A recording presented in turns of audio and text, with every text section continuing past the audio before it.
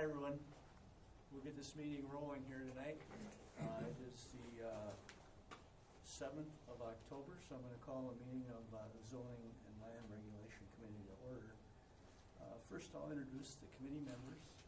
To my left, we have Supervisor Kristen Audette, Supervisor Steve Peters, and Supervisor Heidi Weglander.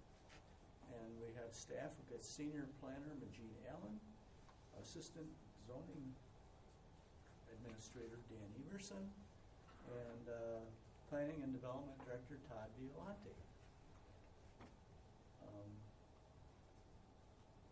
First item on the agenda is the public comment on any matter not listed on the agenda. Anyone wishing to speak on a matter not listed on the agenda will have 5 minutes at this time. The issue may be placed on a future agenda to allow the committee to further discuss the issue. Are there any questions about that? Okay. This is a work meeting, and normally we don't take public testimony, but if you have some new information that you would like to share with the committee that may have a bearing on your petition, just raise your hand or get my attention and I'll call on you. Yeah. And the way the meeting will work is when a petition is called, county staff, Mr. Allen, will update the committee on the status, and the committee members may ask questions at that time, and after that there may be a motion or there may be a decision. If it's acted upon, it will be placed on the next county board meeting for action, which I believe is the 11th?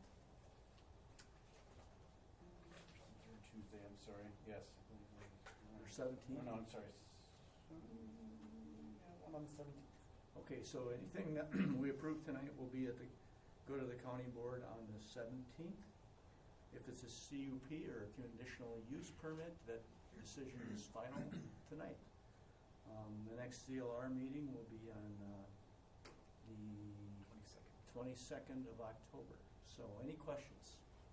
If not, we'll start the meeting.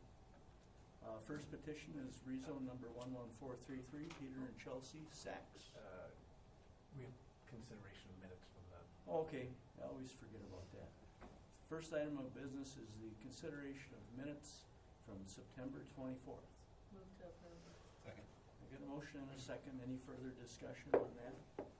Hearing none, all those in favor? Aye. Aye, motion carries. Now we'll take up rezone 11433. Is someone here? Okay.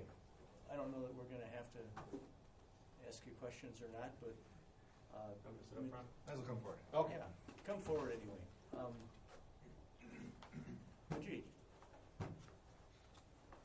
So this was heard by the committee back on July 23rd at the public hearing and postponed. We had some neighbors come out in opposition. At the time, we did not have the town action on the proposal, and we also had a letter in opposition from the City of Madison planning staff. So as summarized in the update from the staff, concerns were that the proposal was inconsistent with the comp plan. The property is designated as a natural area. More about that in a minute. Neighbors were concerned that the property is in a low-lying area and that development could exacerbate existing drainage issues in the neighborhood. There were some other concerns about, feeling like they'd have to foot the bill for extension of Sunnybrook Drive, where it's currently platted but not yet built. I think that was really the main thrust of the concerns. City of Madison opposition was based on concerns about the arrangement of lots impeding future development once the land reverts to City of Madison sometime, I believe, 2036, October 2036. Town of Burke will dissolve into cities of Madison, Sun Prairie, and also DeForest. In any case, so also I've given a summary of what the concerns were, how the applicant has addressed them. Some of this, I apologize, was done within the last 48 hours. I spoke to Pete, I think, on Wednesday. Yeah, something like last that. week. And so they had some engineering work done, stormwater engineering study, and to look at, will development of these lots create further problems with drainage in the neighborhood. I'm not a stormwater engineer, but the town's engineer looked at that study, found that development of the lots would not, result in any increase insignificant increase in impervious surface, and therefore little impact on drainage. There is, however, recommendations from the town engineer, excuse me, and in the town action report that a drainage way easement be maintained and on the property. I can pull up a map here in a moment to show you that. Here we go. So that'd be this area right here. So in terms of update from the City of Madison, opposition, the city won't take this up until or unless the zoning is approved. I did speak to the town clerk regarding the concerns we had noted with the comp plan, identifying this as a natural area as opposed to, say, a residential development area, and the fact that those aren't exactly consistent. The town did acknowledge in their resolution approving the rezoning that they found, quote, that there are no environmental factors to compel the natural area designation in the town plan. Staff is recommending postponement, despite the fact that the town included that note in their approval. At the end of the day, consistency with the adopted plan is a significant issue. I mean, it's not intended to be a zoning map, but by the same token, and I did raise this with the town and Pete for your benefit, this will eventually, if it is approved, undergo review by the City of Madison. So the property is in, subject to the cooperative plan between the city and the town, essentially has to meet city standards for development of the property. Unfortunately for Pete, the city won't, again, consider it. Initially, we said postpone action until the city has looked at this, since they hold a trump card in effect.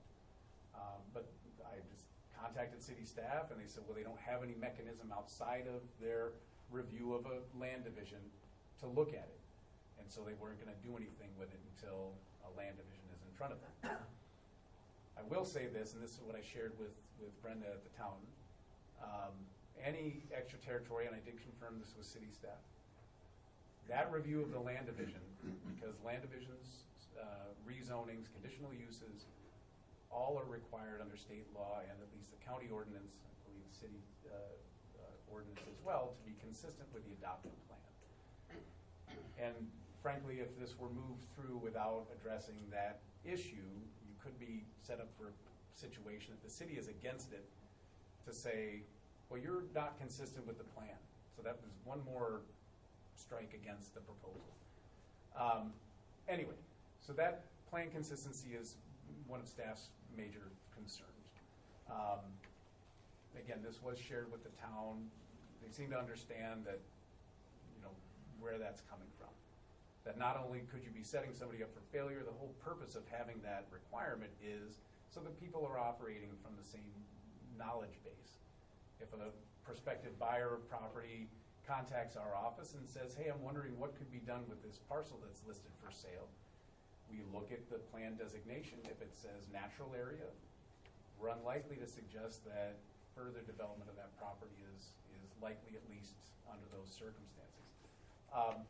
Now, all that being said, I did also reach out to County Land and Water Resources staff, because I'm not an engineer. I'm not capable of sort of deciphering the stormwater study that was done.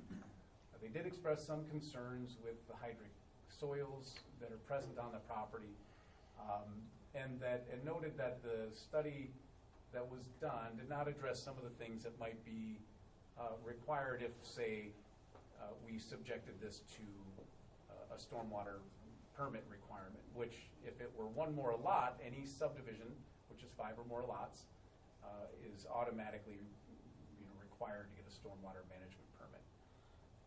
So while it was a cursory review of what had been submitted, he did say that this is something that should be addressed, and noted that the analysis looked at, well, the neighbor's lowest opening in the house is at a certain elevation. Well, maybe this is something that should inform, and we've done this in the past in approvals, where there's a concern about either high water table or a potential for flooding, establishing a lowest elevation for an opening in any residence that gets built. So that way, somebody buying a property can see, okay, well, if if I'm going to buy this property and build on it, this is a requirement I'm going to have to meet, and it frankly be for their own best interest. So again, the bottom line on this one is it would be good to have some more time to look at this, to communicate again with the town on the question of the plan designation. If they do believe that it was done in error, then to correct it, so that we're not passing through something and saying, well, yeah, plan says this, but we're going to look the other way on it. So I'm certainly happy to answer any questions. I've rushed through quite a bit of information, I realize. Anyone on the committee have a question for Majid? Supervisor Wegleitner. I think you just answered it, but just Okay. to be clear, postponing instead of just denying would mean that the town would potentially amend their plan to So clarify the concern or to clear it. Right, so if the town is supportive of this proposal, which all intents and purposes by virtue of their approval of it, I would assume they are. And I don't know that they were all on board with this initially, at least in my discussions with the town clerk. There were some, they shared the concerns. They heard from those neighbors. They had a very raucous meeting apparently that happened out there.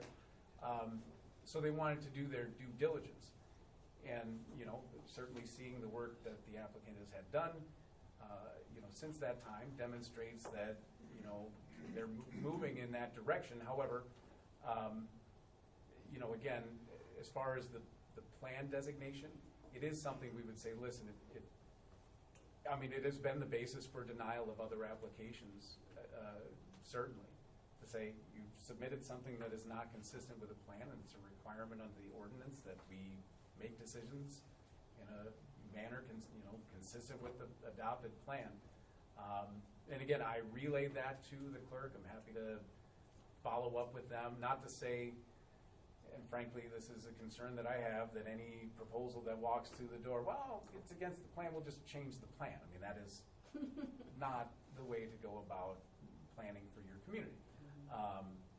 But if, again, to take them at their word, there was some, maybe people weren't dotting I's, crossing T's, looking at it closely enough, I don't know. That's their determination to make. I will say, again, that the concern about, let's see if I can find the maps here, apologize, that it's in a low-lying area suggests that a higher bar should be set for development. One of the things I know that the town engineer had submitted in their report was that a maintenance agreement should be required for this drainage area. In discussing, and this is something that we require for stormwater facilities that are approved through the county process. And I asked our engineer Jeremy Belusik out at Land and Water, what does that look like? Well, it could be a deed restriction. There are specifying who's responsible for what. What does that maintenance look like? Is it a matter of keeping pipes clean, or making sure that trees aren't cut, or that sedimentation occurs, or whatever? And again, I'm not the engineer that would determine that, but I would like somebody who knows what they're talking about to be the one to review. And the big picture here is, ensuring that anyone purchasing these lots and developing them, isn't going to end up with a problem later on, to the extent that we, at this point, can anticipate what might occur in the future. And we just had the situation with, you look at what's happened along Fish Lake and the unprecedented amounts of rainfall we've been getting. I mean, so this is, we're not singling you out. I want you to be clear on that. This is not just about putting up roadblocks to development. It's about making sure that any decisions that are made are done with, care and due consideration of, our sort of new reality we're dealing with, especially when it comes to rain and water. Anyone else have a question? So just to clarify, in lieu of the town changing the plan, you would recommend that the town amend their approval to add conditions, and then who would be determining those conditions, or what's the best case scenario going forward for this to eventually continue to move forward? Sure. Is there a way for that, or? The best case scenario would be the township amends their plan to designate it as a residential development area, as opposed to a natural area. Again, this is assuming they agree that that's what they want to see in this area, and again, by virtue of their approval of this, that seems to be the indication. So, plan gets amended to designate it as a residential area. On top of that, we get some clarification. So the town engineer had included this requirement, say, for a maintenance agreement. The town's approval, however, didn't address it. I know they're working on a developer's agreement. Is it in there? I don't know. And not to say that we need to nitpick everything that's in a developer's agreement between the developer and the township, but just to make sure that it's not something that ends up getting lost in the shuffle. And maintenance of a stormwater, or a drainage easement area, I think is an important one. Because again, I don't expect you guys, this is what I get paid to do, is review this information, and done it on the fly, granted over the last, few days, but there's just some additional things that need to be done here. And again, to hear it from our engineer out in Land and Water, he's thinking this would be a good candidate for requiring a stormwater permit, which means not only do you have to pass muster with, the requirements, the review and analysis that have been done so far, but to deal with things like, infiltration, flooding, peak flow attenuation. I don't even know what that is, but these, when my engineers out there tell me these are things that he would advise, I'm all ears. Is there legal precedent for towns retroactively amending their plans in light of one application? Frankly, yes. Okay. Yeah. I mean, and not too distant past, I know we had one, was a commercial development proposal where town's like, oh, it's right near there, but it was an area planned for agricultural preservation. So we've seen this on a number of occasions. Again, not something we generally advise. We do understand if there are oversights that are made when those plans are done, or not finding great enough detail, that errors can be made and they're worth rectifying. Is this one where and again, I've only been looking at it for a short time, where I would agree that, oh yeah, this is a no-brainer. This land is totally appropriate for development. I'm not sure that would be my, take on it. But again, I'm not the planning end-all be-all for the town of Burr. Thanks, Majid. Anyone else? Pete, you're registered to speak in support. Do you have anything you want to say? Absolutely. First, I would like to talk quick about what he was talking about with the drainage agreement. So when Ann put that in her proposal, she didn't exactly clean this up when the CSM passed. One of our earlier proposals, actually the one that was before you last time, had a drainage easement coming from Sunnybrook Drive going to that field. I think this is the old one. That is the new one. That's the new one. So if we were going, and all of that had to do with if we were going to fill it in. If we were going to bring in fill to level out that illegally dug hole, whatever, who cares what it was. So to fill in that depression, and we were going to create an easement. It was going to be a channel, and this is actually per DNR codes, that every 5 years you have to have it surveyed again to check depth, to check any of that stuff, to make sure that it's still acceptable to hold the amount of water. So when we backed off of that plan and did the topographical survey, which isn't that, but you probably have it, the engineers, and this is what they do for a living, they said that what was there sufficed, for the 25-year back-to-back storm, 100-year storm, and then after we had done that, Ann came back and said, nope, do it over. Include the 2 houses on your side of the road on Sunnybrook, include the Sunnybrook extension, and then put 3 houses in there with driveways. Do it again. So my engineers took that information and they re-entered all of it, and it still, as you said, didn't change anything as far as drainage to make to affect that house, the nearest house to me, which is probably the only one that would be affected. So with her changing and with that being changed, then she backed off and said that that wasn't necessary to have that agreement anymore, because the agreement was I am not allowed to in any way, shape, or form, and they have it spelled out. There's 3 criteria that I can't fill anything or do anything like that. And that was the extent of the agreement. Now the contractor's agreement, that wouldn't be in there. I guess the contractor agreement, to clear that up really quickly, is I'm not trying to make light of drainage in any way, shape, or form. If I can get this passed, I am trying to build my house on lot number 3. I am going to build there, and I'm going to live next to the 2 other people that are potentially, and I moved over here from Windsor, and you want to talk about a water problem? That was a water problem, and I'm never putting myself in that situation again. That was just an ill-conceived, same time frame in the late 60s, early 70s. So,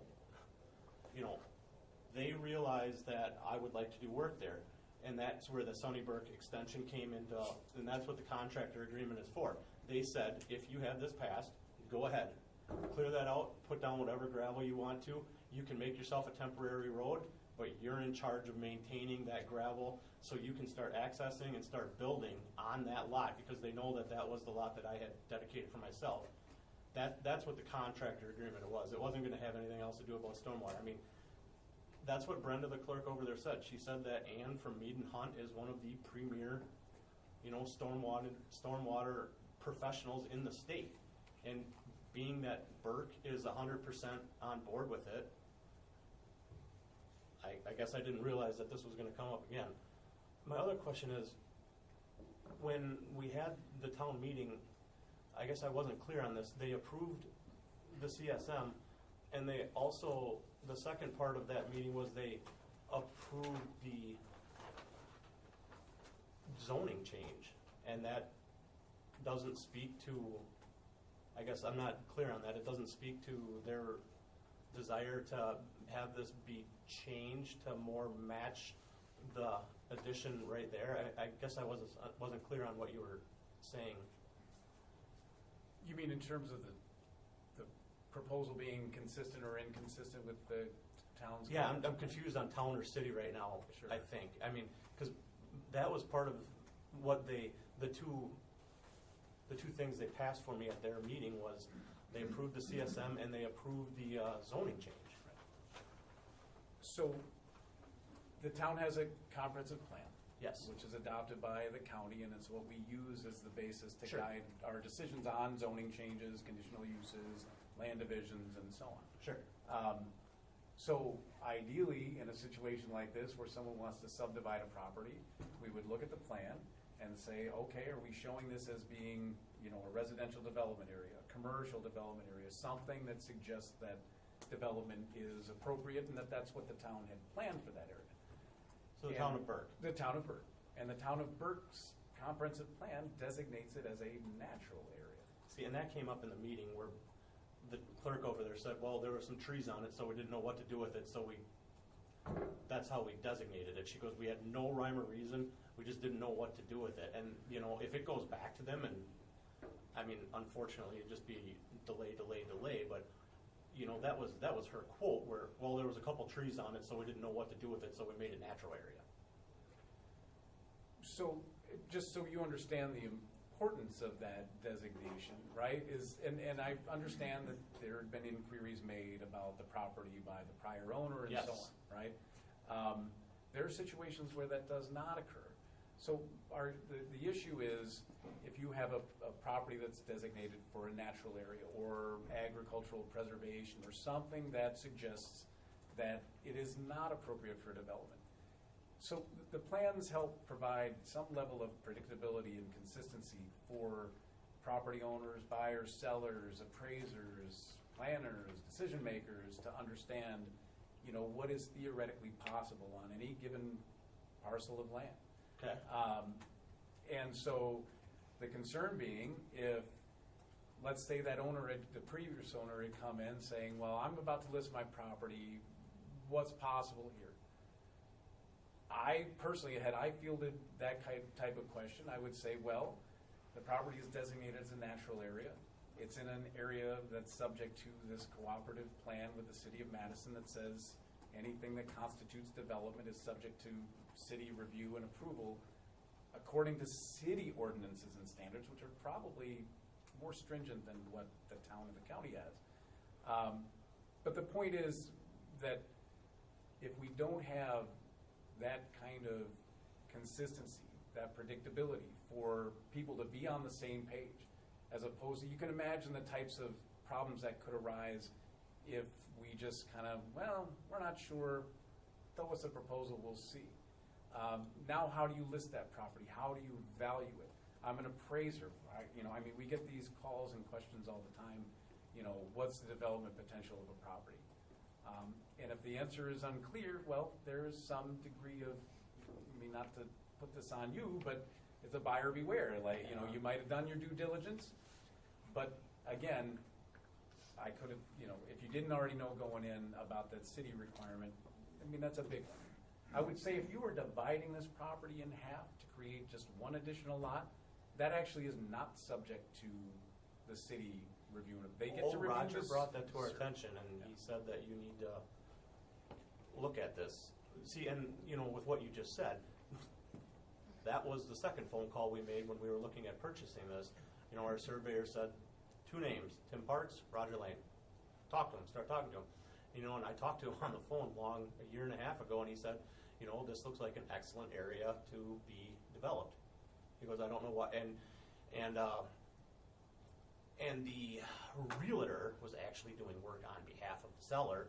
He had started the process for, subdividing or getting it, because that's how they were listing it, as the property can be subdividing.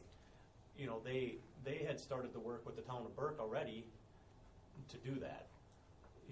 That was the first call. That was my surveyor, Dan Bierencott. He said, Roger Lane, Tim Parks. Just keep calling those 2 people. And, and that was, Roger, and he said that as long as you can maintain, because that's a well and septic area, lots of 1 acre, that it looks like a very usable area to have developed. And that was a conversation we had before we even purchased. Okay, thanks, Pete.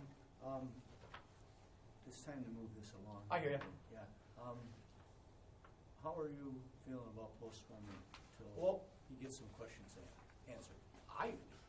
We've been trying to answer everything that we possibly can. Like I said, I want to build my house there. I'm aware of I that. just don't know, are you saying that we got to go back to Burke and they have to change the zoning? No, I don't think that's, what are you saying? I'm suggesting that if they did not amend their comprehensive plan to call it residential development, change it from natural area, right? So they have this map. I can show you the map, I'm happy to, that says that property is natural area. When you get in front of the city, those city planners, and I can't speak for my colleague Tim Parks, but I did speak to one of the other planners on staff who coordinates with Tim on these reviews. And they're already coming out against it, for one. You're aware of that, you've seen the letter. Uh-huh. We'd be handing them another reason to deny your land division, quite frankly. That consistency issue, they'll look at that and say it's inconsistent with, they've said it's inconsistent with a plan that has not even yet been developed. Yeah, I know, and that's troubling. I get it, But if you're also then inconsistent with the one that's actually adopted and on, in effect, So you're saying I'm this is saying back you may to the not be Burke doing level. yourself any favor by trying to get this through, with it the way it is. So, I mean, perhaps I'm wrong, but it seemed to me a bit of a roll of the dice. Well, where that's what you- he said. He said, Tim Park said, take it before him. That's what he recommended to my attorneys. Take it to them, get the zoning passed and take it to them because they seem to be voting over me more often than they should. Well, that has to do with the. I have no idea what you're talking about now. He's referring, I think, you're saying that the common council would go against the recommendations of the planning staff. That's what he told my attorneys.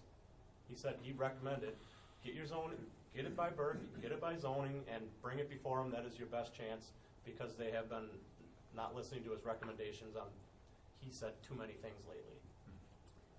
so Majid, how long are we talking here for postponement? Well, again, if the town wants to follow the advice, we're talking definitely over a month. I mean, you have a 30-day advance notice on a comprehensive plan amendment. The town would have to consent to doing this. I mean, you guys are under no obligation to listen to me, I suppose, either. Again, my concern is that, we're setting a terrible precedent. And I apologize. If you were told that something was, it's okay and it's right, it's glossing over. I mean, I don't get paid to nitpick. I get paid to look at what the rules are, tell people what those rules are, and how they impact them. I mean, that's the service I provide to the community. You don't have to like it. It is what it is. And I'm sorry that you may have been misled. So again, if we postpone this, you and Pete are gonna have further conversations?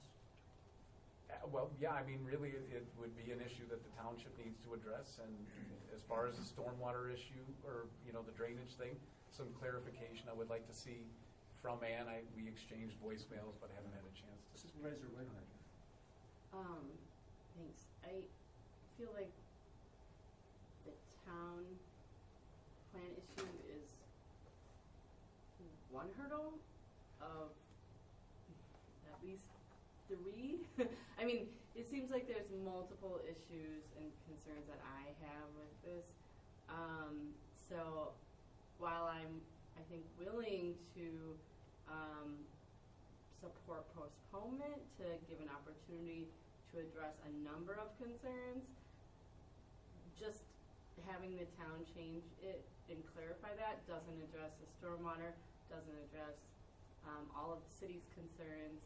So I guess I would also support denial because I'm just not sure it can ever get there. But if the petitioner wants to keep trying, I just don't want to create this idea that it's just one thing. And it doesn't seem to me that maybe it was just a mistake, but because of these other issues that were identified, I'm not convinced that was the case in the town's part. Okay, Todd? I would just add to what the comments that Majid had made, that statutorily, we have to, the purpose of a comprehensive plan is the basis of zoning decisions. So in the absence of a comprehensive plan, your decisions can be seen as arbitrary and capricious because if this body is making a certain decision on someone and then someone comes along down the road in very like circumstances, but you make a different decision on a rezoning, then that makes the county and the town vulnerable to those decisions. So that is the basis for a comprehensive plan, is to promote consistency. And the state law says these decisions have to be consistent with the adopted comprehensive plan. So when our staff is reviewing it and looking at the plan designation of a natural area and looking at residential development being not compatible with that, it creates a problem, creates a significant issue that I think we just have to work through and resolve. If the town is amenable to addressing this issue, that's certainly something we can work with them on. But ultimately, it's not something that, there are probably issues that can be engineered, there are ways we can tee up in a very constructive way the maintenance of stormwater facilities and the like, but it's something that we have to reconcile in some way. Because if we were giving a recommendation to you for approval in the face of this inconsistency, it creates a vulnerability in the future. So are you recommending postponement or denial? I would say postponement to communicate more with the town and the city on it. I think that would be the position of our office in general. I think Roger's comments were oriented more toward the physical development capabilities of the property, and zoning is not always talking with planning, they're two separate divisions. So, if Roger was opining, he may very well have been looking at the zoning aspects of the lots in the area, the sizes of the lots, the configuration of the area, and giving his perspective from a zoning perspective, but he may not have already been in communication with the planning division who reviews the comprehensive plan. So, I make a motion to postpone. Second, please. Second. Got a motion and a second. Any further discussion from the committee? Hearing none, all those in favor? Aye.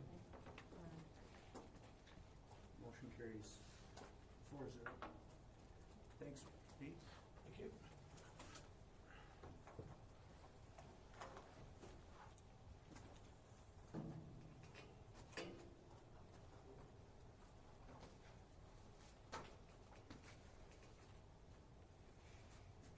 Okay, next we have rezone 11470, Town of Verona. Majid. Sure, so this is what we call a blanket rezoning petition to correct some errors in the zoning map from the initial transition from the old ordinance to the new ordinance. We had postponed this at the public hearing due to no town action, but we've now received that. Let's see. And they indicated that they delayed in order to review the suggestions. So I'm aware that we have a town representative here in support of the application. I'm also aware that we have a property owner that is opposing at least the designation of their property. I'm happy to elaborate on that if you would like. Staff would recommend approval. As I had explained to the folks that are opposing this, sort of the options in front of the committee based on how the town-county relationship on zoning approvals works. Any modification to what's in this application, say you did agree with them and you remove their parcel from the list or whatever, it actually constitutes an amendment and is required to go back to the township for their final review and approval, or denial, excuse me. The concern being the whole proposal could be, denied as a result. And frankly, the committee historically rarely, if ever, issues or makes a change to an application that's been approved by the town without having, consulted with the town to see if they would consent to that change. I did reach out to the town's administrator on this issue for the folks that are opposing the change. My understanding is that their position is, that they can, first, that the zoning recommendation and designation that the county staff made for the property was incorrect. In other words, when we did all these changes across thousands of parcels throughout the county, the intention was to match, the zoning that they had previously in place as closely as possible with the zoning options under the new ordinance. And in the case of the folks that are here in opposition tonight, they had R2 zoning for parcel with residents on it, and a neighboring parcel was in C1 commercial zoning. Those inappropriately, again, in the view, frankly, of my opinion, and clearly the townships, were designated to heavy commercial. And I think that was a reflection of the actual use of the property, which we have correspondence from our zoning administrator indicating that they're what are considered legal non-conforming uses, many of them. So, unfortunately, we have a situation where county error led to folks being granted a zoning that the township felt was inappropriate, and that if they wanted that zoning, and they've done this in other situations as well, should have had to come through the process on their own to request that zoning. Essentially, it was an upzoning to go from residential and C1 commercial to heavy commercial, which is the equivalent of the old C2, our most intense commercial district. Should have undergone a public review and a hearing and notifying of neighbors and so on, which I agree with 100%. That was the intent of the process, was to, apples to apples changes, not to give somebody, an orange and 2 dozen pineapple on top of it. So you're saying it was a mistake? It was a mistake, and then a number of these are also mistakes, and that's why we're coming back through this to clean it up. Go ahead, Supervisor Peters. How long was the mistake on the books? Help me out, when did the town of Oregon probably tell you exactly if you give me a few seconds? Estimate a few months. July. Okay. So not long enough to change your use of. No. And the uses in question were long established, and as I said, they're so long established that they constitute, in many cases, legal nonconforming uses. Because some of them would not have been allowed even under the prior zoning that they had, and that was sort of the issue. Anyone? Supervisor Odette? Can property owners who, so if this is proposed, or approved rather, can property owners who come to petition to rezone their property and start that process over again? Yeah, absolutely. As much as they may prefer not to have to deal with that, that is their. That is an option. That's their prerogative, absolutely. And I think that was the issue for the township, was that, here we had the county making an error that in some ways benefited the situation that they found themselves in, to which I'm very sympathetic. But that was not the intended vehicle, was not to say, well, let's take everyone who's got an issue and let's correct their zoning. It was to say, give you what you got now to the greatest extent possible, and anything beyond that you'll have to come in and deal with on your own. Okay. We've got Tom Matthews registered in support. Did you have anything you wanted to say, Tom? I just agree Okay. what Reggie And represented for the town. we've got the Rowleys, John and Jenny. They're registered. John's registered to speak in support, and Jenny is registered in support. Did you have any new information, John? Yes, we do.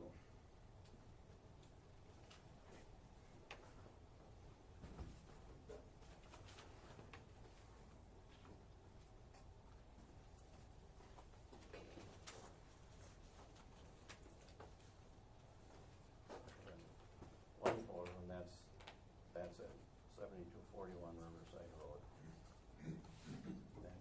I'm gonna use that in my presentation here. I'd like you to pass around this. I only have 3 of those. Okay. I don't need it. Yeah, Dan knows. Oh,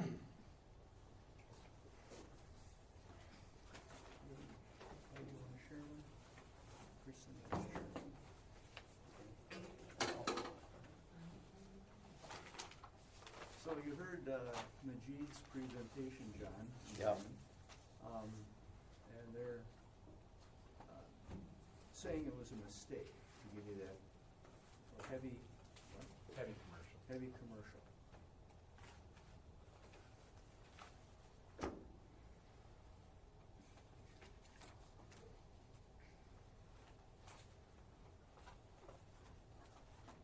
You guys have a lot of material there. This goes back to 1971, if I can speak. Oh, sure.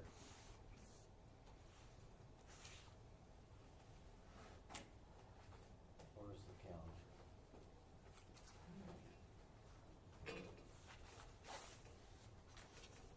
All right, we met. My name's John Rowley. I'm owner of Rowley's Garage Incorporated in Salvage, Verona. We got notified with from the county about the zoning change. and it came, it was on a parcel of land, and if you, the last time we were up here, if you had that overhead picture, do you have that of the shop on Riverside Road? Roger had? Give me a little bit out. Yeah, You didn't want to know. that's fine. No, we need to.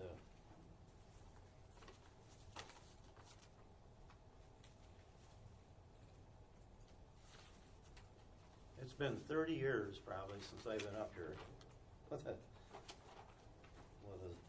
zoning matter. Here it is right here. Can you put this on there or not? That's the, I'm getting there. yeah.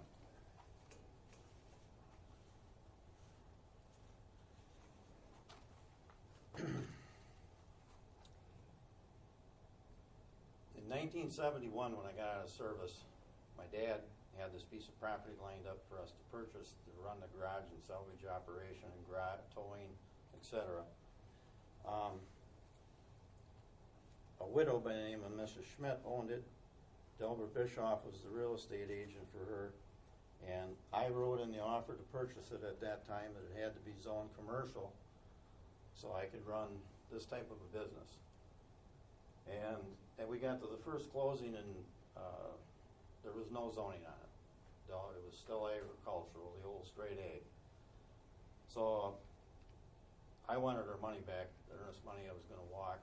Delbert said he'd take care of it, so we ended up going to the township.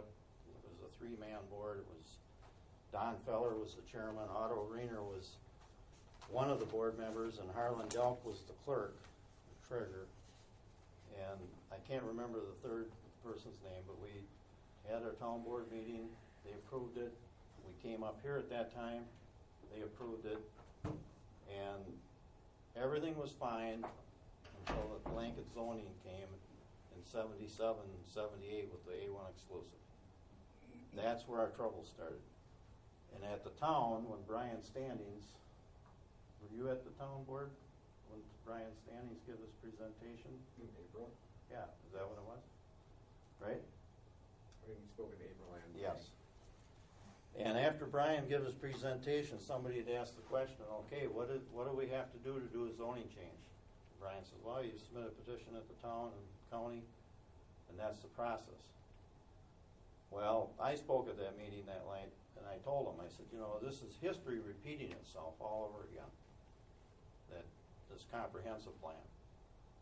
And I explained to the people all there that we got caught up in the A1 exclusive back then, and Randy Baldwin was your zoning inspector back then. He showed up out at the shop, and the next thing you know, I had tickets, and the tickets compiled, and we went to court with, we were in front of Judge Northrup, and then what happened then was Judge Northrup, Bill Flick was your zoning administrator at the time, and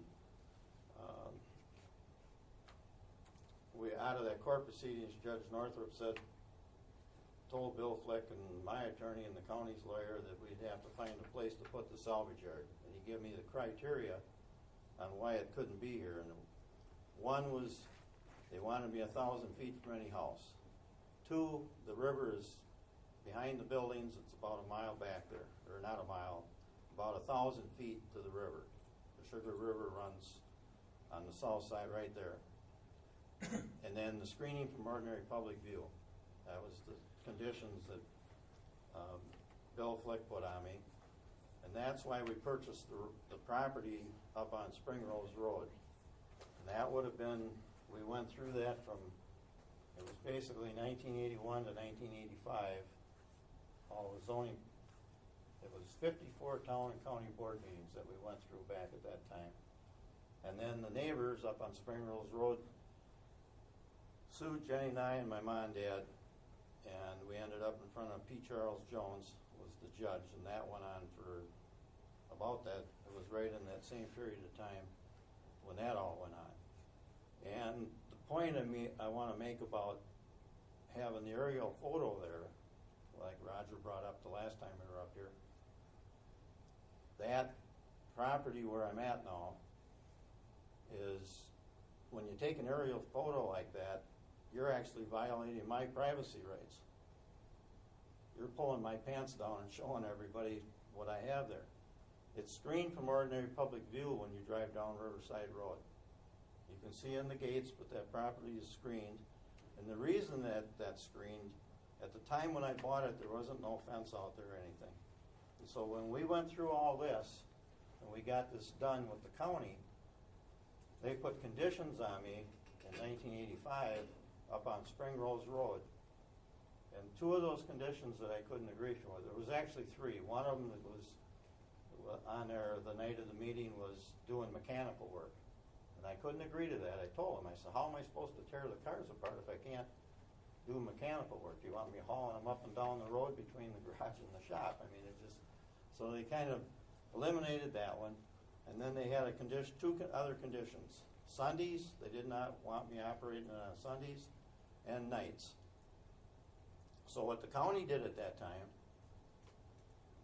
they had me use the Riverside Road property to do my towing and have people drop stuff off there. And the people that I do business with, a lot of them work during the day, a lot of them were farmers, and I used to have that place open 24/7. And so we did, I worked all night long, and I asked them, I said, what determines night? I said, a lot of you people get done at 4 o'clock, and that's night to you. To us, nighttime is when the sun goes down.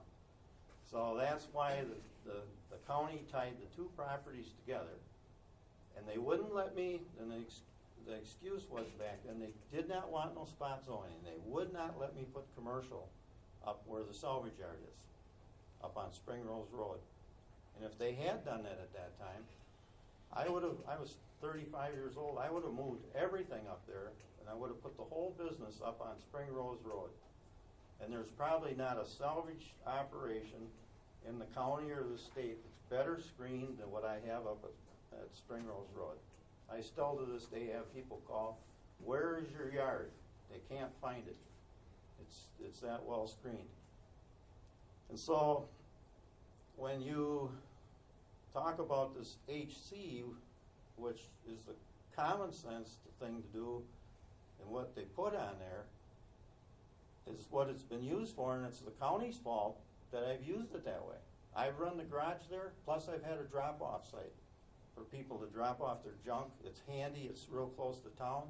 Then I end up hauling it up to the yard when I make a trip up there. It's 3 miles up there and 3 miles back. And the one thing on, where's my calendar? On the 19th, Jenny and I met with Amanda at the town hall, Amanda Arnold, and Mark sat in on the meeting.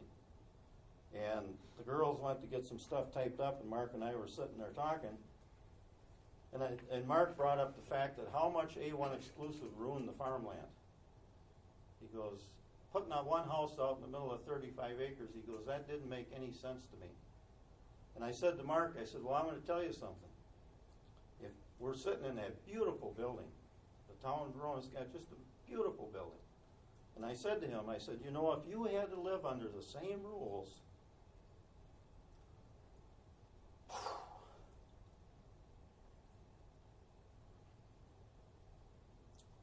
They would not have been able to build a garage on site.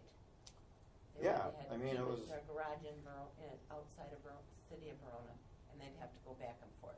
Yeah, if they lived under the same rules when they built the town hall, and they would have stuck to that, like they made me stick to it, they wouldn't have been able to build that garage there, the township there, unless they zoned it to a commercial thing, just like it was down on 9 Mountain Road before. And her grandpa was the one that built that down on 9 Mountain Road. So, what I said to Mark, I said to him, I said, he didn't understand where I was coming from, and I said, well, just hear me out. I said, they would not give me commercial up on Spring Rose Road at that time. And so, if you had to live with the same zoning restrictions that I did under the A1, you wouldn't have been able to build that nice garage outside the building. You would have had to keep your old garage down on 9 Mountain Road, and you would have had to drive the town truck back and forth like I have the last 35 years. And the A1 exclusive, I watched it happen, the last 35 years. I seen them spot zone all over our township. I seen the annexation gobble it up.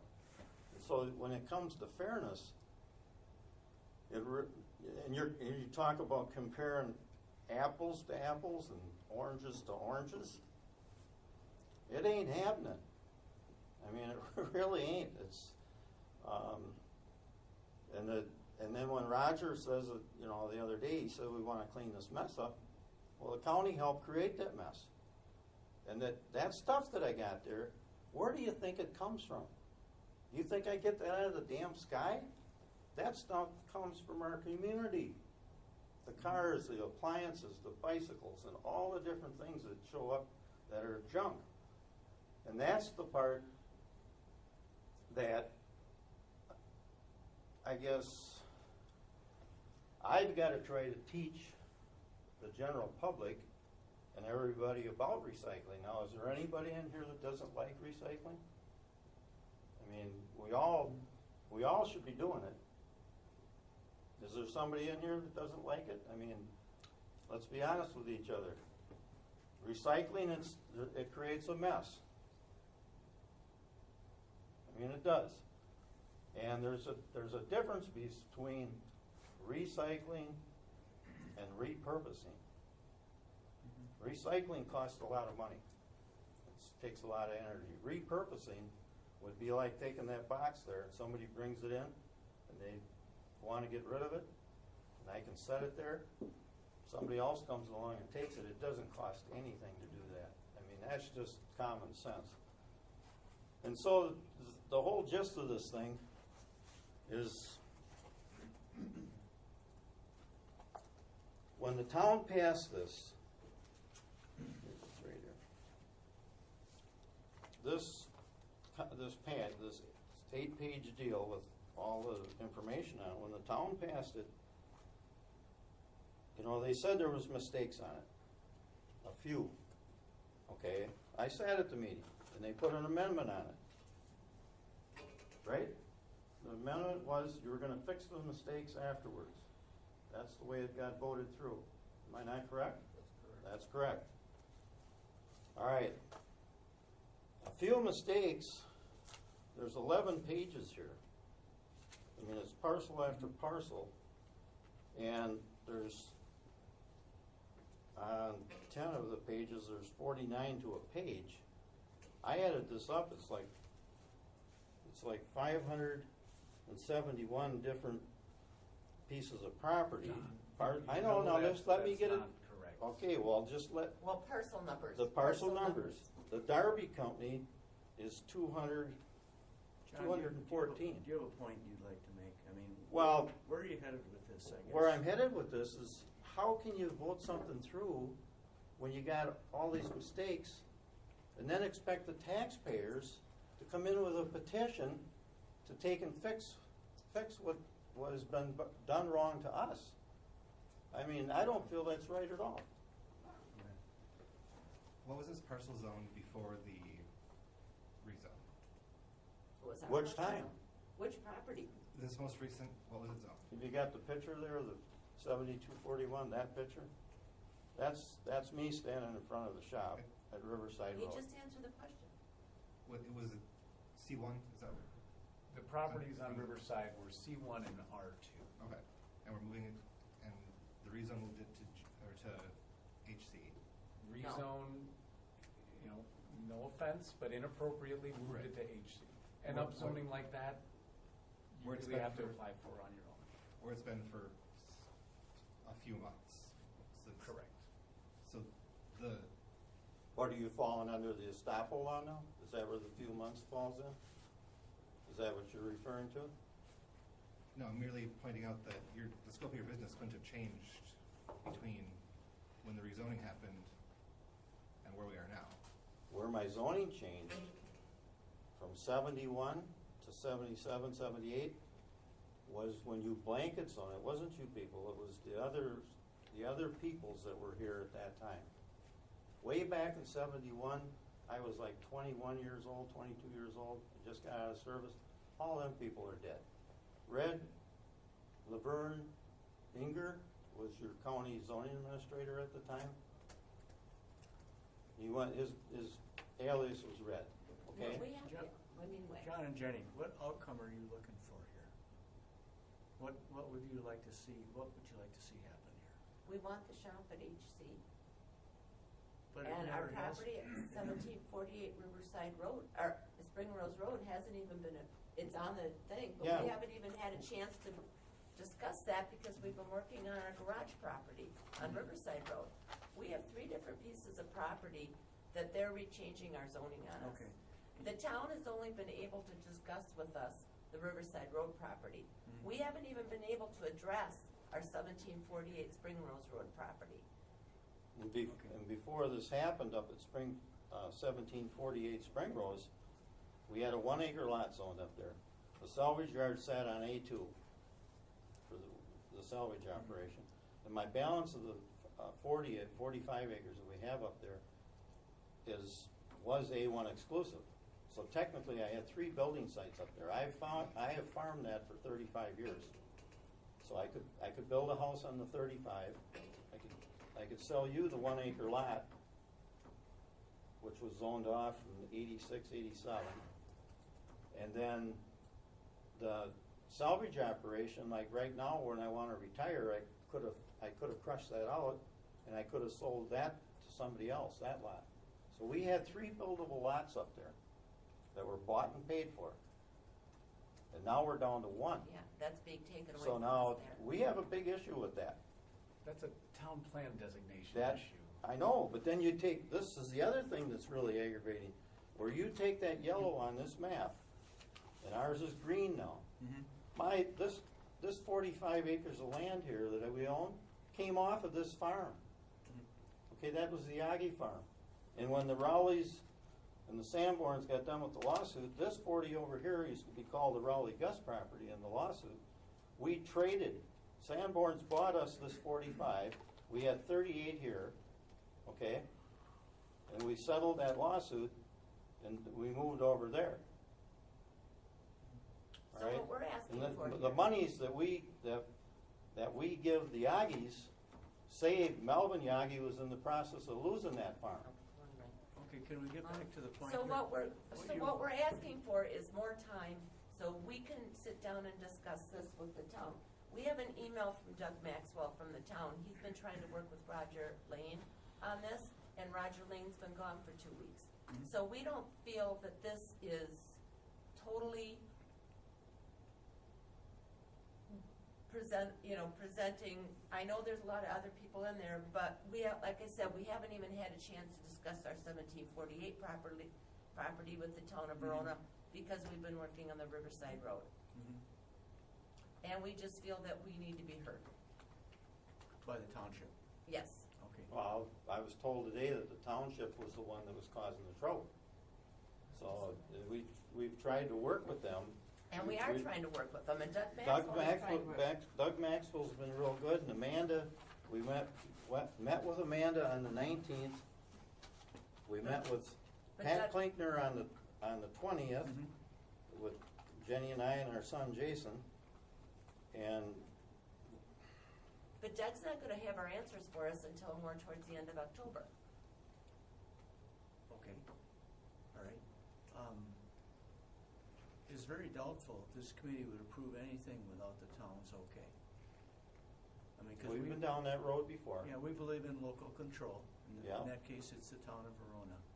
So, I mean, I think, I'm not trying to discourage you, but you have to convince them to do what you want done. Well, that's what we went time to do. That's what we're working on with them. We want the thing But now they want postponed, this just like you passed. did to the other fellow Yeah. that just walked out And of here. that's what we're asking, Mhm. so we can talk to them and finish our rebuttal with them. Gene, is there any way to separate this one? Pardon? Now without constituting an amendment to the petition, which means it goes back in front of them, and I think frankly, when I looked at this, I did not see that you're really losing anything. You are getting apples to apples with this change. With our 3 properties on 17th. Yeah, even the Spring Rose Road one, in fact, you're getting Well, we're more, not at least seeing that. more Nobody- accessible. Change that to yellow then. Then why did Pat No, that's Klickner, a then why planning did Pat thing. Klickner, That's different, and it wouldn't benefit you for your then why did salvage Pat yard. Klickner The tell us we salvage couldn't yard, have it? I can crush the salvage yard and I can Stuff quit going on tomorrow. the other side of the property line. I don't know the details of the zoning violation, but the point is that if the heavy commercial would bring your property on Riverside into compliance, that's great. The town doesn't want you to get it by virtue of the county just saying, you know what, here's what we think is the best thing. And did the county screw that one up? Did the town miss it in their review? Yes. That's Have we what- done it across dozens of other properties? That's what Pat Klinkner wanted us to do. I'm talking I about understand. the And the- Spring Rose Road property also, Right, and the Spring Rose. and we're losing 3 lots there. And we haven't had a chance to address that yet. The other thing is So- this Well, whole that's thing, the people in our township haven't been notified. This should be brought up, all these names on here. We've talked to people on this We've talked to list. people and they have no clue what you're doing to them, at all. And that's dumped on these guys. Because for they doing have it the their way they're doing postcards it. from Brian Standing, and if they haven't been following the meetings, they don't know that they're being changed, unless they asked. We got a letter, I haven't been able, Jerry, I asked you for that letter, nobody's been able to come up with that letter for us. It was so unclear, we thought it was for other property across the road from our garage for a gravel pit. Luckily, I got dug into it and talked to Amanda, that's how we found out. Some people were not even notified. And I just feel that that's very unfair. That's a bad way of doing business. You know, the town representatives work for the people of the town. They're voted by the people of the town to do a job for them, just like you guys are. So you don't want this approved because you don't agree with the zoning, is that correct? We want to still work on it. You want Yes, them to- we're disagreeing with where they put us, and we want to still have time to be able to work with the town on all 3 pieces of our property. Mhm. So if The other thing is, we got a terrible problem with the flood. I mean, if you really look at it, you get the map of Brona up there, and you look at it, where that water come down through there. And that's why, that picture right there, you should pass that around to all of them. I'm standing by the mailbox, that's at 7241. And on August 20th, the night of the flood, that mailbox was underwater. That's how deep the water was there. I have It's a hard to believe. she It's, has a question. yeah. I just to return to my earlier question of approving this zoning petition wouldn't preclude these applicants from attempting to get their property rezoned with through the process if they wanted to start at the beginning, and would it not even make it a more official process than trying to change it at this stage where it's not usually constituting, that's not when we look at this? We're not asking So- for a rezoning, we're asking for clarification, and we want to understand that we've got the correct zoning. Why should we have to go through a new zone, pay a petition, pay for rezoning, when it could be wrong? And that's what we're trying to clarify here. Like I said, we haven't even had a chance to get through everything. And everybody Can I just passes the buck. clarify Yeah. that the change in zoning from the old ordinance to the new ordinance was not intended to give everybody what zoning maybe they ought to have for what's taking place. It was to give them like zoning to what they had currently. And that's what we're I understand, but you rebutting. weren't given that, and that's what this application corrects. And you don't, I'm sorry, it doesn't work to your advantage, giving you the heavy commercial. I mean, here's the thing. If you were that neighbor, and I'm not saying you're not on good terms, I don't know what terms you are on with the neighbors. They're thieves. Yeah, Listen, don't the even point go is- there. Yeah, don't even go there. But listen. They if broke you're- into my if you shop, they were- stole it if- from me. Listen, I'm not trying to debate the merits of your neighbors or do whatever. Yeah. But if you were a neighboring property owner, and you learned that by virtue of this process, you didn't get any hearing or any notice that your neighbor's property was gonna turn to heavy commercial, where they could operate theoretically a strip club or something like that. Not that you have any interest in doing that. But hey, how was I not noticed? So I'm saying that there is an opposite side to this equation, and that is you were upzoned to something that the town clearly is not comfortable with, that may not be supported by their comprehensive plan. You have long-established non-conforming uses. Those laws are in place to protect property owners like you that have been doing things since 1971. And we get that. We're just asking for more time to go through it with the town because of our 3 different properties and the problems that we're seeing. We haven't even addressed with Doug Maxwell our 1748 Spring Rose Road property. Doug never got back to me Yeah. today. I wouldn't, I mean- wouldn't Well, have. in that case, you had Ag 2 zoning and A1 exclusive But zoning, the and a point- conditional use permit for the salvage yard. Yeah. The salvage yard is up to snuff. We just approved that in July, your annual permit. The rural industry designation taking place with the Ag 2 actually is an upzoning as well because of the list of permitted and conditional uses exceeds what would have previously been allowed under the Ag 2 zoning. If there's an issue you have with the potential for future development on the property, that's a function of the town comprehensive plan and what they designate you. And I'm pretty certain up till the most recent change in the plan, you were designated as an ag preservation area because that entire swath of the southwestern part of the town was an ag preservation area. You're under 1/35. Your zoning lots, the Ag 2 zoning lots that you have in the property, were not necessary. You can have 1 residence per parcel of land. You have 1 parcel of land, and you have maybe a couple different zoned areas that cover the, So I'm concerned that there is some misunderstanding between, what you have, what this zoning change is doing. Believe me, if you were losing something, I would not stand in front of this committee. Or We you. are losing there. And But that's what we're saying. We're saying We that had there is 3 voting misunderstanding sites. and we want more time to be able We're to certain- understand. I'm And when the happy cards, to- when the cards first came, those 3 cards, the business card that came, they had a residential lot, so changed to They R1, don't have a residential. and they had the Are salvage you yard talking Spring? on Spring Rose Right, and Road. they screwed that. That was That, rural and industry. I and they straightened that changed out it. with Doug. They had that set up that we could have put the junk cars right out to Spring Rose Road. They took our residential lot and took it away from us without saying a word, and nobody said nothing to us.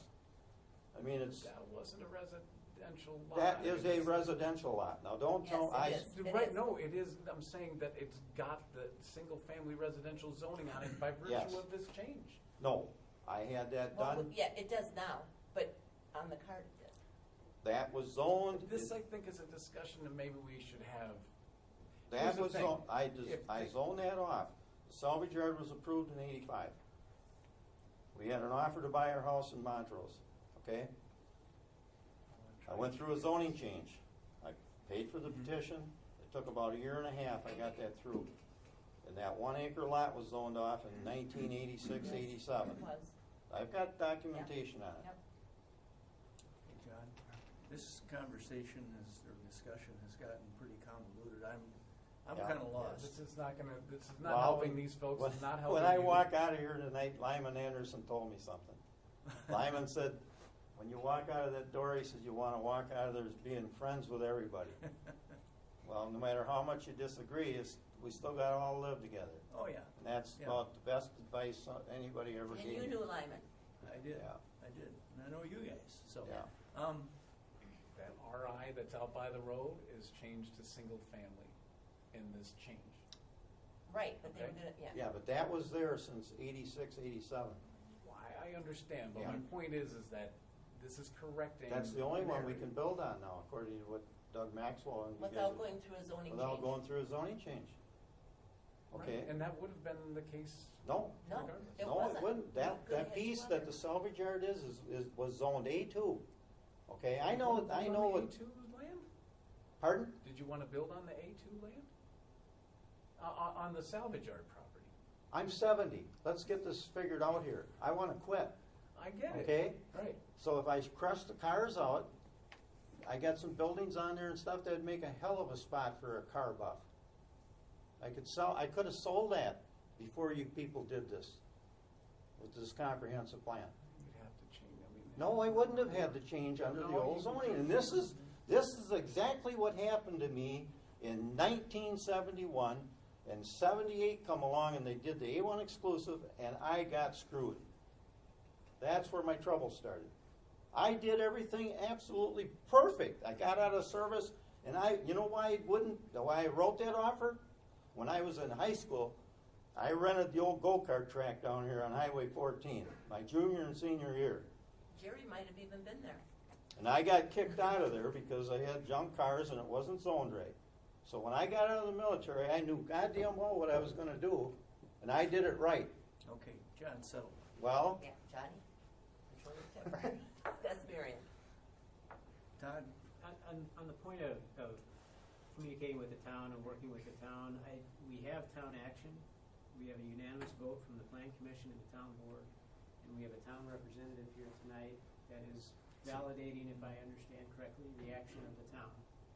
So I'm not sure what is to be gained by delaying the entire petition on the virtue of this one point. The town seems to have spoken, they've taken their action, and they've communicated that to the county. Okay. Move approval. Do we have a second? Second. Got a motion and a second. Any further discussion? All those in favor? Aye. So, Okay, If you thank you. can convince Thank you it- for your time. if you can convince the town, come on back and see us. I don't think that's gonna happen. It's probably the last time I'll ever be in here.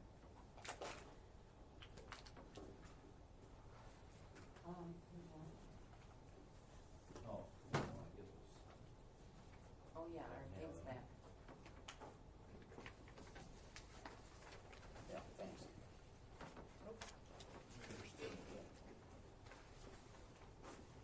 Could be one more.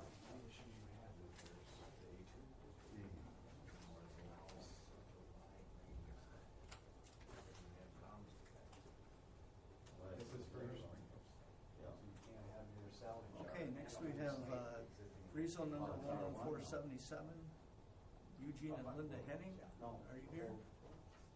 The Hennings aren't here. Yes, and I apologize, but I did speak to both Gene and Linda, and unfortunately, they couldn't make it, and I explained that I would, represent on their behalf. They're simply seeking to separate off the existing residents and buildings. They've got a buyer lined up, and they respectfully asked and apologize that they're unable to attend. And Okay. being that we have town action, there's no staff conditions, no one showed up in opposition, I see a reason not to move us. You're recommending approval? I am absolutely recommending. Is there a motion from the committee? So moved. Second. Motion and a second. Any further discussion? Hearing none. All those in favor? Aye.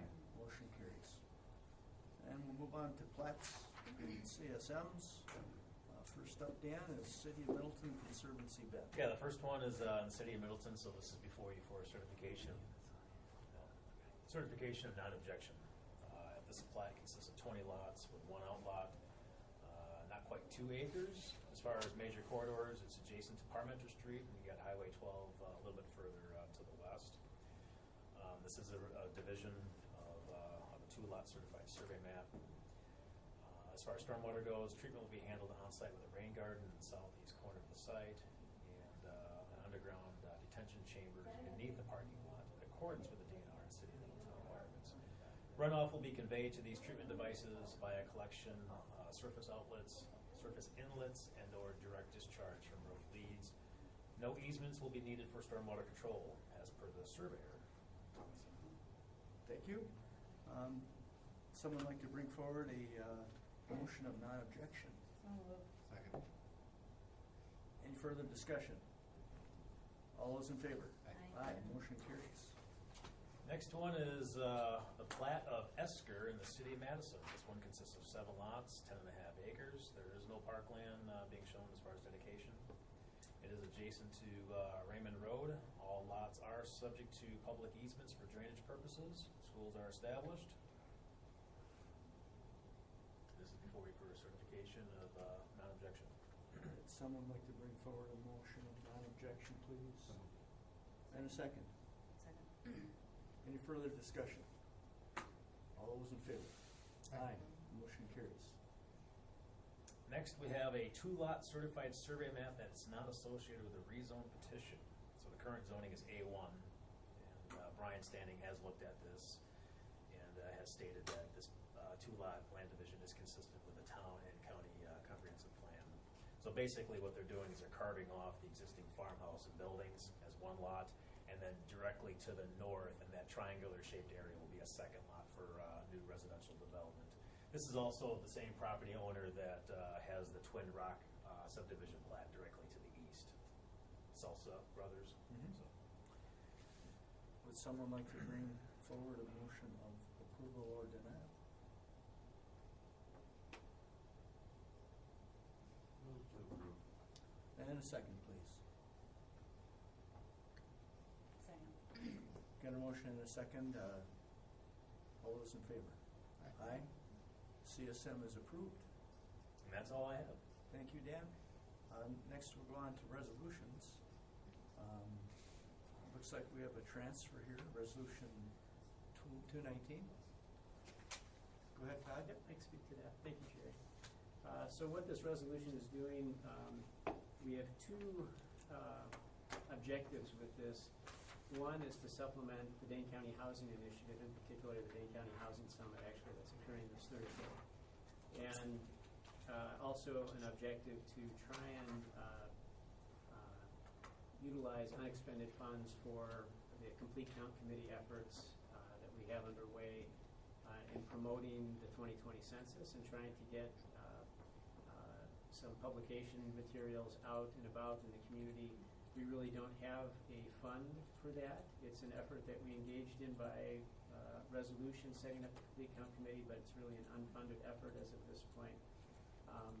So for expenditures in 2019, we identified $7,500 to put toward that effort. So the $15,000 coming out of the build fund is a project. The build fund no longer exists, but we did have I believe we had two projects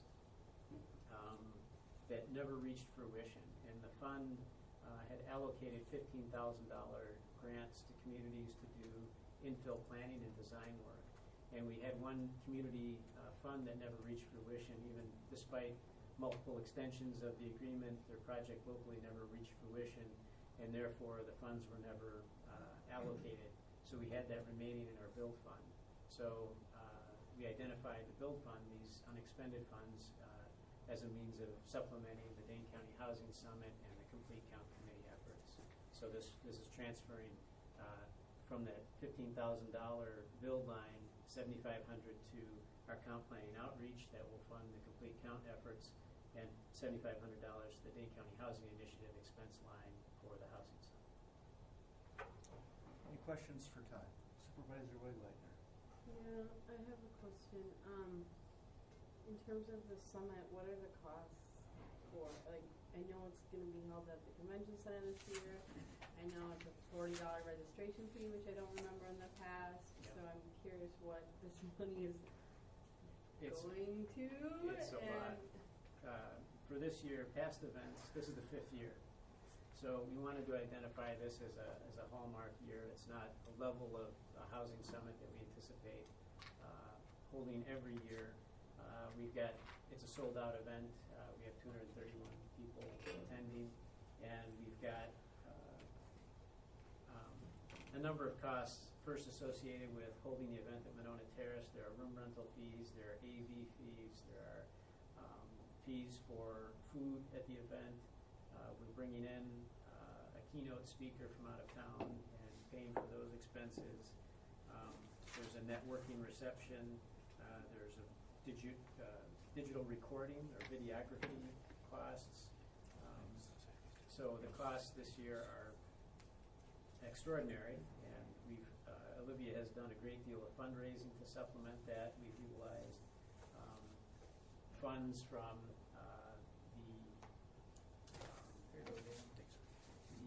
I'm trying to think of the name of the program that we worked on with the county board office and DPW on the city university initiative. And there were some funds that came out of that were never expended. The costs that we incurred, we assumed all of them in in-kind work.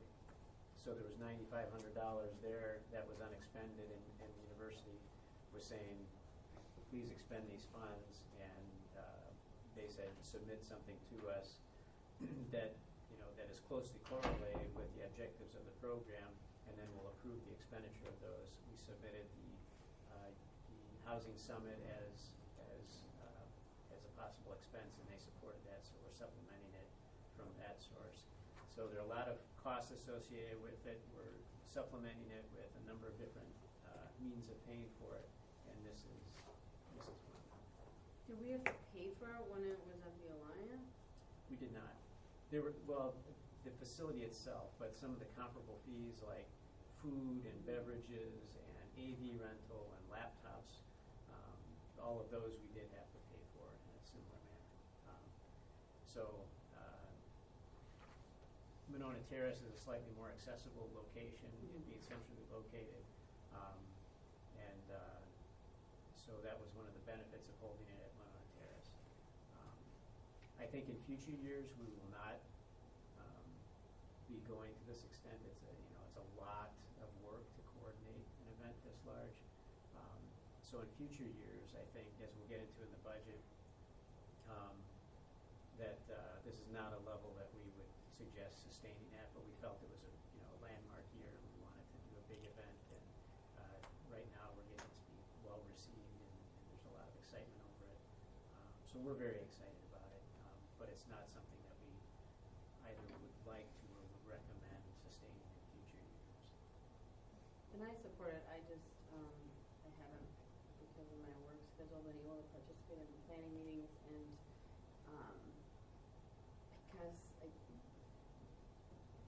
I was disappointed with the high registration fee, because I feel like that's a barrier to participation. I know there's scholarships, but Yeah. that's not the same as having it be just open. And And we would then probably it would be support nice that if in the future. convention center just, donated space, but as a public facility. Anyway, so thanks for answering questions. Okay, any further questions for Todd? Okay, do I have a motion of approval then? So moved. Second. Got a motion and a second. Any further discussion? All those in favor? Aye. Motion carries. We don't have any ordinance amendments, nor do we have items requiring action. We're going to move into budget discussions and possible amendments. It doesn't look like we have any amendments, though. I don't see any. There are no amendments. There are no amendments. Okay, reports. Christy, did you have a report? No, I mean, I have no amendments, and Okay. mine's just fine. All right. So you just came and wanted to come here and listen to that? I wanted to come, yes, that was very interesting. Sure it was. Glad I'm back here and not up there. Yeah. So we are going to have an opportunity to discuss budget or not? I know there's no amendments. I just had questions for Go ahead. staff. Take it. I have a procedural question for, so, by not, recommending any amendments, to this budget, does that then constitute this committee's, our sign off for your department's budget that you need then? And so do we need to make a motion for that, even though there's not any amendments, or? You do not need to make a motion from that. I called Karen in the board office to verify that. But for an amendment, we would need a formal amendment to be on the table, and motion second, and moving it on. What you're doing is making an amendment to the executive's budget to personnel and finance. And our budget is taken up, I think, on the 29th. It's Tuesday of that week. I think that's the 29th. Okay. So if you did have ideas for amendments, we would still have time to take it up for formal action if anybody wanted to go that route on October 22nd, and it'd still be timely enough for the October 29th personnel and finance meeting. Which is, okay, so then that would be the final sign off. I think the intent tonight was to generally discuss the budget if you wanted any sort of presentation on it, but there would still be opportunity for amendment depending on your wishes. Thank you for clarifying. Okay. Supervisor Audette, Supervisor Weglager. Yeah, I would appreciate just having that opportunity for our next meeting because it's a short period of time to review a large budget, and I know, the oversight of this committee is, maybe fairly narrow compared to some standing committees, but just to have that option if something were to arise. I also, I guess, had a question as to how the proposed creation of the new Office of Housing Affordability and Accessibility impacts the work that the planning department's been doing in the area of housing. Is that essential? And also VOA, but Yeah. Can you talk a little bit about your understanding of that and what that I'm would leaving mean then. for your department? I don't, there are two areas in particular that were involved in housing. One is through Olivia's work on the Dane County Housing Initiative, and the hallmark event of that effort. The most visible was the Dane County Housing Summit. But Olivia's constantly, working with local jurisdictions, trying to elevate the issue of affordable housing in all Dane County communities. She frequently goes out and meets with communities to answer questions about housing, and so I don't see that work changing. Olivia still, although her formal title in the budget is senior planner, her focus is very specifically on housing, promoting affordable housing. And I don't see that changing with the executive's proposal for the Office of Housing and Human Services. Were you consulted in that? I wasn't aware of it until the budget came out. Because I know there's a coordinator and what was the word used? Something like a evaluator or Yeah. kind of sounded like planning, but maybe not. And so it's just curious if Olivia was moving or if, because I know CDBG and home and some of these things that were in DOA, and it sounds like the fund I think is basically now going to be administered out of Human Services. And you and Olivia had been on, or no, maybe just you I'm on the committee, yep. on the staff team reviewing those proposals. So I was just curious about that. Ordinarily, if our office would have been affected by that, like if a staff person was going to transfer, we would have been, I fully anticipate we would have been, it would have been brought to our attention. And in light of that, and not seeing any reference of it, and then not seeing any decision items in the budget relating to that. Analyst, that's where the word I couldn't think of. Analyst and coordinator were the two new positions I think they're putting in Human Services. So there's nothing, say, reducing a position allocation in our department, moving a senior planner to Human Services. So there's nothing that's led me to believe there's been no communication from the exec's office to that effect. So I don't anticipate that changing. And regardless, I would expect us to be coordinating with Human Services on our efforts as we would. And same with the Affordable Housing Development Fund Committee, the staffing group that I sit on. I still anticipate that that's established by resolution, if I recall correctly. Was it resolution? I think it's a budget thing at some point. Yeah, it may have been something like a message embedded in the budget, but it was more of a formal statement. And we act as a formal committee. And there was nothing in the budget to modify that. So I assume those two subject areas will, in terms of our role in housing, would stay the same. Okay, any further questions? So we'll look for possible amendments if they come up next time too. We have, it has been inquired of us how much we have in our housing, our Dane County Housing Initiative line, and there's $2,000 in the base budget for that. So if there was, any area in our department, I feel our budget is a very good one coming out of the executive's office. We support all of it. But if there was one area that I thought, we could benefit from is supplementing that Dane County Housing Initiative line, because $2,000 is not a great deal, even if we went back to AEC, which we may very well do next year for the housing summit. All of the costs just associated with, if we want to have, this year it's a full day event. In the past, it's only been a half day event, but if we wanted to have meals and all of the AV that goes with it, if we want to film it and have it on tape, all of those things are costs. And Olivia does an amazing job of fundraising. For this year's event, she's gotten sponsorships in excess of $10,000, and that's an amazing feat in itself. But that too is an exhaustive effort that encumbers a great deal of time that could otherwise be spent on meeting with communities and doing other things that help promote the effort. So if there's one item in our budget that I felt could be supplemented still to better position us to meet our objectives, it would be that housing summit or the DCHI existing line. Okay. I could get back to you. Olivia, when she stopped up, she had given me some numbers from past years and for this year.